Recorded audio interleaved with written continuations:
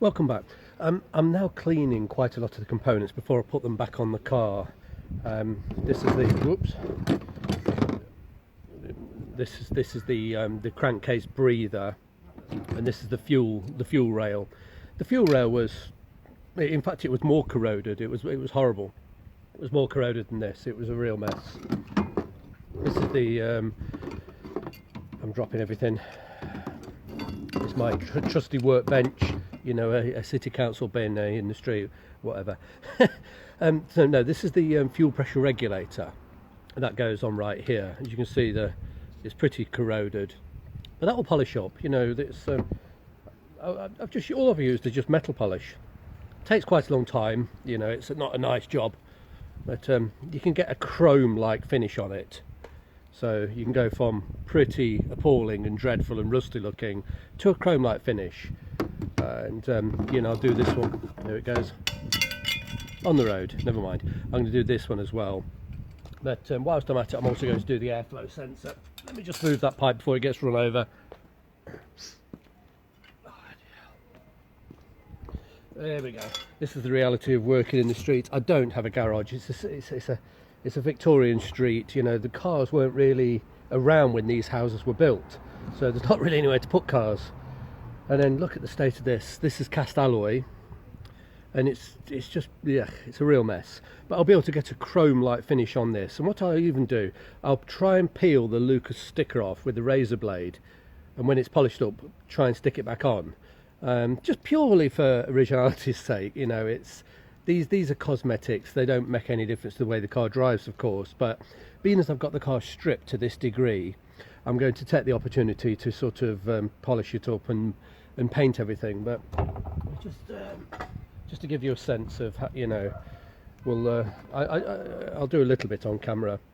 It takes really rather a long time. It might take half an hour to polish this thing, but my time, I can't normally spend half an hour on such a ludicrous cosmetic, really.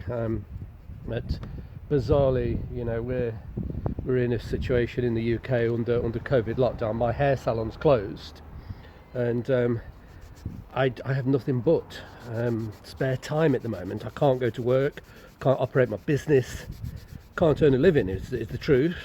But I knew it was coming, so I'm sort of prepared for it, and you know, killing the time by polishing nonsense like this in the street. But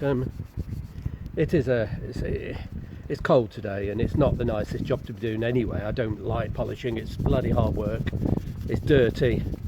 The compound smells. It doesn't smell very nice. I certainly wouldn't do it in the house, but it would be nice to have a workshop, I suppose, you know. And a bit more paste. It's slightly abrasive. These pastes are abrasive, and but with enough rubbing, enough polishing, I'll get a chrome-like finish on this very corroded pipe.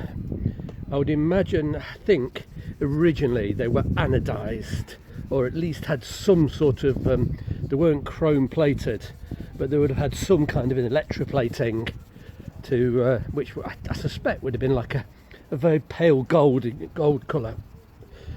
You can hear me getting out of breath. This is hard work. There we go.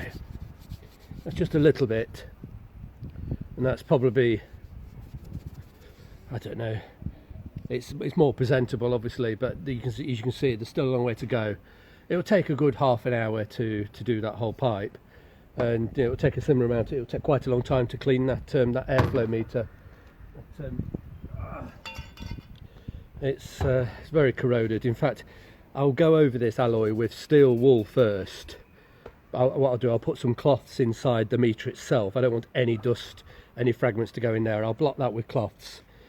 I'll go and, you know, I'll put a bit of masking tape around the electrical terminals. I'll go over it with steel wool and take the worst off. Then I'll come at it with the paste. The paste will cut through that, but it'll take, you know, this is quite lumpy. The steel wool will take a lot of that off. It's not a job I'm going to do on camera. It's a very tedious thing to watch. But you know, that will come up very, very shiny, almost like, you know, chrome.